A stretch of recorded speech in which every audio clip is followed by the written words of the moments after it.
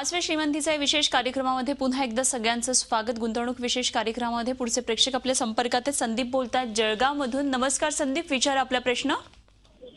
नमस्कार। नमस्कार। तर मला समजा आता माझं एज्युकेशन झालेलं आहे MSW आणि पुढे समजा आपल्याला समजा काही इन्व्हेस्टमेंट करायचे, समजा पुढे समजा शेअर मार्केटमध्ये चांगल्या प्रकारे गुंतवणूक करून बिझनेस वगैरे करायचं, तर त्या संदर्भात ठीक आहे, आपला प्रश्न लक्षात आला। त्याच्यामध्ये मी तुम्हाला हे सांगेल, मला नाही माहिती तुमची ही जी तुम्ही डेफिनेशन सांगितली त्याचा फुल फॉर्म काय आहे, पण मी तुम्हाला सांगेल की स्टॉक मार्केटमध्ये तुम्ही आपलं करिअर बनवू नका। कोणाकडे अगर तुम्ही FIS मध्ये अगर काम केलं, बँकेमध्ये काम केलं तर ते करा। इन्शुरन्स खूप छान सेक्टर आहे, त्याच्यानंतर तुमचा बँकिंग खूप छान आहे, त्याचे पेपर्स द्या। नोकरी करायची, बिझनेस करायचा नाही। ठीक आहे, आपण जाऊया पुढच्या प्रेक्षकांकडे। सुधीर बोलतात मुंबईमधून। नमस्कार सुधीर, विचारा आपला प्रश्न। नमस्कार संदीप साहेब। नमस्कार।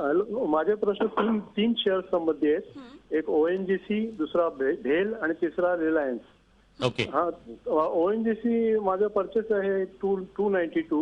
हे 2011 साली केलेलं आहे, ऍव्हरेज आहे परचेस। आणि भेलचा आहे परचेस 270 2013 पर्यंत।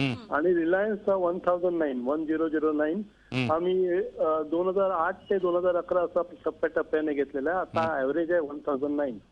तर हे शेअर्स मी ह्या कंपन्यातून एक्झिट करावं का? कारण त्याचा काय रेट एवढे काही तेच मी तुम्हाला आता म्हणणार होतो की हे जे तुम्ही सगळं मला डिटेलमध्ये सांगितलं, हमेशा मी तो लोकांना सांगतो 1975 मध्ये त्यांना बॉम्बे हाय मिळाली। बॉम्बे हायच्या नंतर त्यांना कोणतीही मोठी डिस्कवरी मिळाली नाही।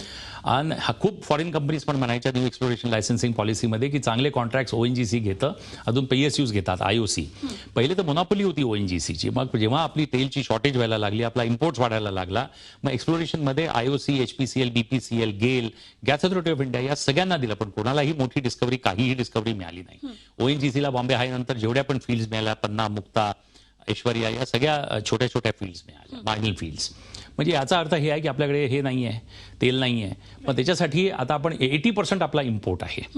म्हणून याच्यामध्ये ONGC मधून पण निघून जा, जी काय तुमची जेव्हा परचेस प्राइस येते। BHEL आहे कॅपिटल गुड्स, त्याची रिकव्हरी सर्वात लेट येते। आणि ऑइल अँड गॅसमध्ये रिलायन्स मधून पण निघून जा।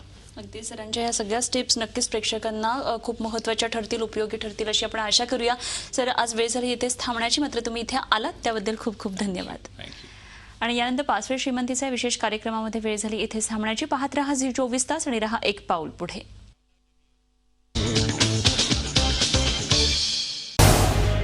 झी24 तास रहा एक पाऊल पुढे।